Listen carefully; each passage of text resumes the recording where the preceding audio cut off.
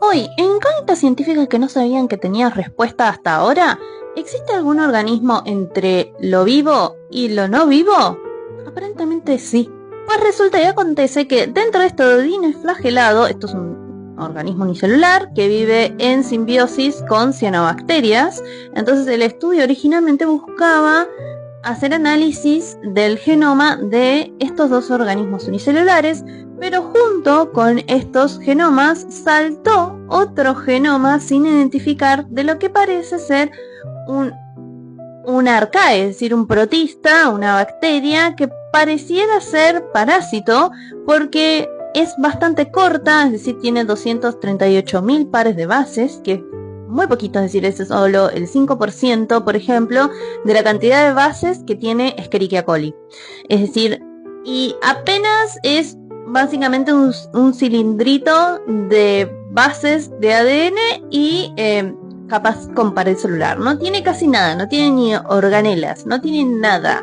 Y se le denominó Sucunarchaeum mirabilis.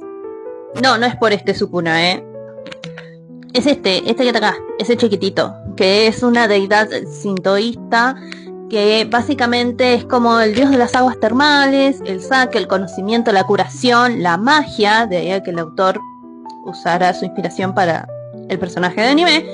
Y básicamente el nombre Sukuna significa pequeño lord de renombre. De ahí a que le pusieran a esta arqueobacteria Sucunarchaeum. Y bueno, justamente Sucunarchaeum porque es el genoma más pequeño conocido hasta la fecha. Y justamente no tiene forma de replicar ni aminoácidos, o sea, no puede formar proteínas ni producir nucleótidos. Y apenas básicamente consiste el material genético en un círculo de bases y tiene una membrana de proteínas bastante grande. Eso es básicamente, está conformado así, y de hecho necesita del hospedador en el que se encuentra para reproducirse, es decir, le utiliza los nucleótidos, los elementos que no posee para replicarse, y solo lo único que hace es autorreplicarse, es decir, se reproduce. Muy similar a lo que ocurre con los virus, es decir, los virus no siempre se estuvo en discusión si son organismos vivos o no lo son, porque justamente no poseen los caminos metabólicos que necesitan para poder producir proteínas, y de ahí a que invadan células para utilizar esos elementos, obviamente afectando al organismo unicelular, y poder reproducirse. Y nunca se supo realmente si el origen era a partir de protistas o organismos unicelulares parásitos, o realmente siempre fueron así y eran un camino entre el ser vivo y lo no vivo. Ahora estaremos confirmando que realmente capaz muchos virus surgieron así, siendo bacterias parásitas. Justamente como su genoma solo tiene la información de transcripción, traducción del ADN, es básicamente difícil ubicarlo junto con los otros filus de Archaea. O sea, no se sabe realmente cuál sería el pariente más cercano de Sucunarchaeum, y se cree que capaz es un nuevo filus dentro de este grupo de Archaeas, es decir, de estos protistas. Así que capaz estamos ante un nuevo tipo de organismo. Igual ahora que lo pienso, Sucunarchaeum es más parecido a este Sukuna que a la deidad, porque, o sea, si lo pensás, las maldiciones medias como que también son medio parásitas y se transmiten a otras personas o se contagian, parecido a lo que hace este organismo. También vive en un hospedador, o sea, tiene que vivir en un hospedador ahí para seguir existiendo, y no podemos decir que está vivo, o sea, existe, pero en sí no es un ser vivo, es otra cosa. Bastante parecido. ¿Ustedes qué opinan? Para mí deberían cambiar el nombre, poner en el trabajo que es por este Sukuna y no por el otro. ¿Ustedes qué opinan? Preguntan por qué Sucunarchaeum no sería un virus, porque yo hablé muy rápido sobre Sucunarchaeum, hice un video cortito y como que no me quise adentrar a explicar cosas, pero sí faltaron en ese video, así que va esta explicación mientras me tomo un tecito con esta ambientación. Entonces, ¿por qué se dice que Sucunarchaeum es un organismo, o sea, sería como un nuevo organismo descubierto? Es bastante, lo plantean como misterioso porque como es recién descubierto, todavía no sabemos muy bien cómo está compuesto ciertas estructuras de su célula. Básicamente los virus son muy sencillos en el sentido de que no tienen muchas estructuras funcionales que tengan que ver con el metabolismo, es decir, con reproducir energía, con evacuar, eliminar desechos, con reproducir o replicar el ADN, por eso, o el ARN, y por eso necesitan de las estructuras de organismos, de células, para poder replicar su ADN. De ahí a que le roban, por ejemplo, los ribosomas. Si no recuerdan qué es un ribosoma, cuando vieron células, son pequeñas estructuras que tienen adentro de las células que lo que hacen es básicamente traducir el ADN, el ARN que le manda el núcleo y formar aminoácidos, es decir, utilizar los aminoácidos para construir proteínas. Proteínas que se utilizan distintas funciones. Pueden ir a la membrana celular, pueden utilizarse para transportar cosas, se pueden utilizar de vuelta. Forman distintas, tienen distintas funciones las proteínas que ayudan a ese funcionamiento metabólico. Los virus no tienen nada de eso y no lo necesitan. Y de hecho, bueno, por eso le roban los ribosomas a la célula. Sucunarquium, a pesar de que es bastante sencillo y pareciera no tener ribosomas, sí tiene esa información para crear ribosomas en el ADN. En el poco ADN que tiene codificado para generar 2 ribosomas por lo menos. Más allá de que no los tenga, es decir, necesita los ribosomas de otra célula para formar sus proteínas, pero está esa información. Y adicionalmente poseen proteínas, un par de proteínas que dentro de las 180 proteínas que le identificaron, que son bastante pocas, hay 5 que parecieran cumplir funciones, no se sabe bien, no se identificaron cuáles, pero que no tienen que ver con la replicación del ADN. Es decir, parecieran cumplir otras funciones. Los virus no tienen ese tipo de proteínas. Y otra cosa particular que tiene Sucunarquium es que tiene una membrana celular compleja, grande. O sea, tiene una estructura de membrana grande para el contenido que tiene la célula, lo cual los virus carecen completamente. Los virus son apenas una cápsula o de proteínas o de lípidos que rodean el material genético. O sea, son, además de ser pequeñitos, más pequeños que una célula, la estructura de la membrana no es muy compleja, porque no la necesitan, no necesitan, digamos, de tener múltiples proteínas con otras funciones y demás, porque, de vuelta, no necesitan, no tienen funciones metabólicas tampoco, y Sucunarquium sí, o sea, tiene como las funciones básicas, y por eso se encuentra en el medio, porque es como lo más pequeño que puede ser, o lo más sencillo que podría llegar a ser una célula viva. De ahí a el misterio de este organismo y de que sea de tanto interés, porque justamente no se había planteado que una célula podría llegar a ser tan sencilla, igual ser considerada un organismo vivo. O sea, es súper complejo, pero creo que se entiende por qué es la importancia de este descubrimiento. Así que espero haber desasnado un poco la duda. Igual voy a hacer otro video porque me preguntaron algo similar en breve.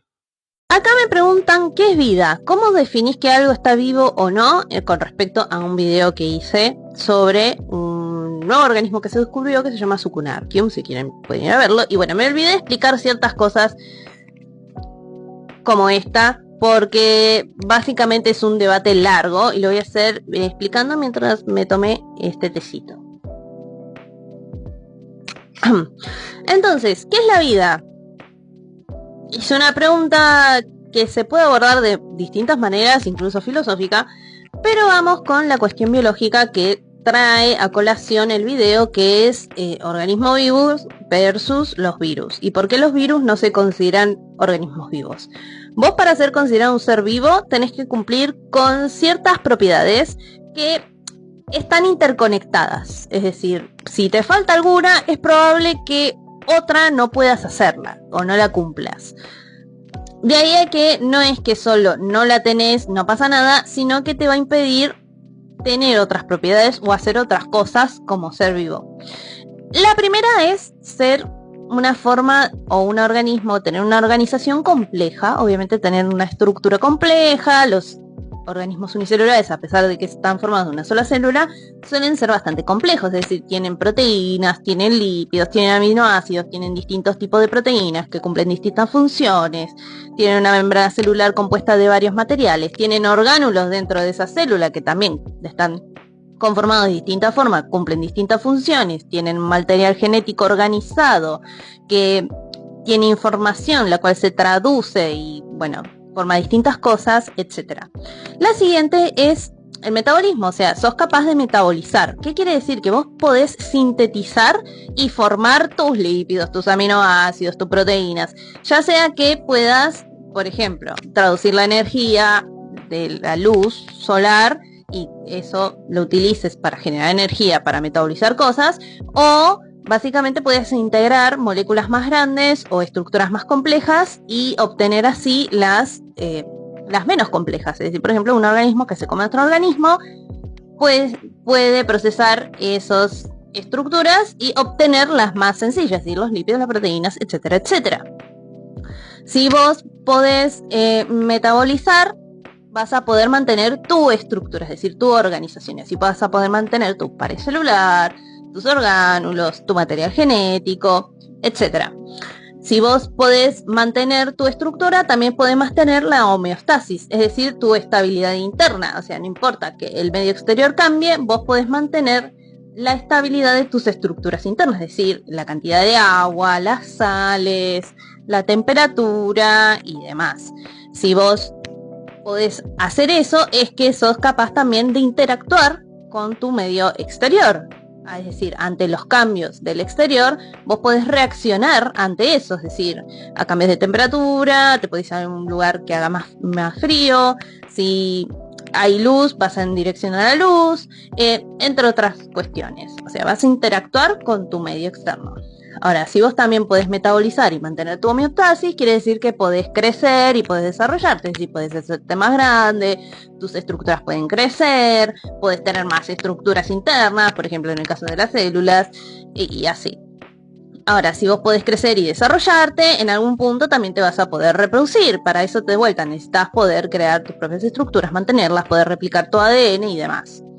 Si vos podés reproducirte, quiere decir que podés evolucionar. O sea, las especies pueden evolucionar porque pueden reproducirse, adaptarse como especie, porque interactúan con su medio externo, bla, bla, bla, bla, bla, y evolucionan. Todas esas propiedades hacen que vos consideres a los organismos como vivos.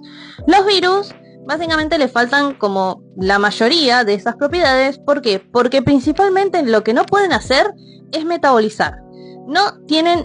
Básicamente no tienen casi contenido interno, tienen apenas un montón de ADN o ARN en una capsulita de lípido o de grasa y no tienen ninguna estructura interna, no tienen ni ribosomas, ni organelas, ni tienen citoplasma, no tienen ninguna estructura interna celular como tienen los procariotas o los eucariotas.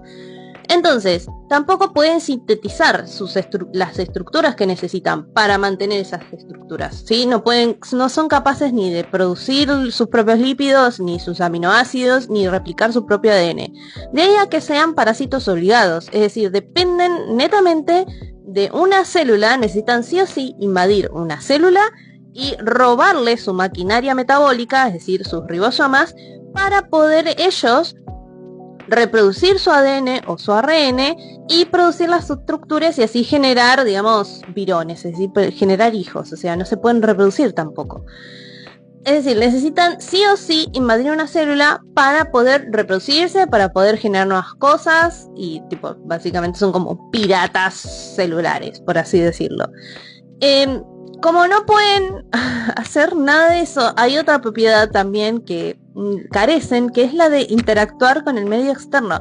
Básicamente el virus, si no hay células alrededor, es una partícula inerte, no hace nada, está ahí, no tiene tipo nada, tipo los chabones están onda así.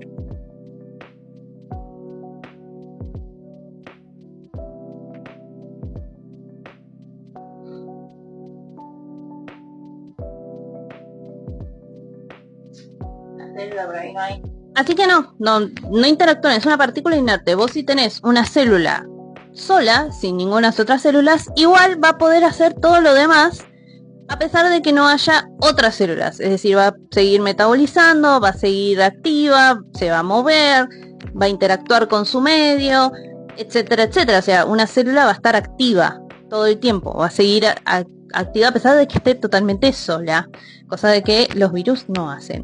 Y también hay un debate de si exactamente en algún punto están vivos, porque en sí si están fuera de la célula no hacen nada, están ahí inertes, pero cuando están dentro de la célula lo que pasa es que la membrana se desintegra al entrar a la célula, así que en sí ya pierden su estructura, liberan todo su material genético ahí, y ahí, bueno, empieza, digamos, la hecatombe de cosas. Le roban los ribosomas, transcriben su propio ADN, producen pequeños virones, y después los virones son expulsados de la célula, pero en sí, como ya perdió toda su estructura al entrar a la célula, entonces no se puede decir que tampoco está vivo, porque en sí, tipo, perdió su estructura.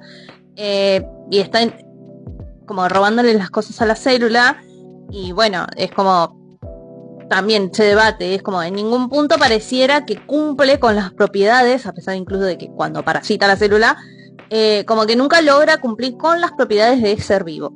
Así que se dice que son como entidades biológicas que están en el límite de lo que es la vida y la no vida. O sea, sigue siendo debate realmente si son organismos vivos, si alguna vez lo fueron, o cómo surgieron, o si realmente surgieron como estructuras complejas y nunca estuvieron vivas. O sea, es un debate, sigue siendo debate y no se va a solucionar. Pero bueno, por eso es tan importante este organismo, Sucunarchium, porque justamente como todavía tiene cierta complejidad, que ya lo expliqué en otro video que me preguntaron por qué entonces no era un virus, está en este enriquecimiento de, bueno, que entender realmente qué tan mínima puede ser una estructura celular para ser considerada viva, o capaz darnos una pista de cómo surgen los virus. Bueno, espero que no haya sido largo el video, pero sí, es una cuestión compleja y como pueden ver ya me llevó como 9 minutos esto. Espero que les haya desasnado, o bueno, capaz le trajeron más dudas. Díganme.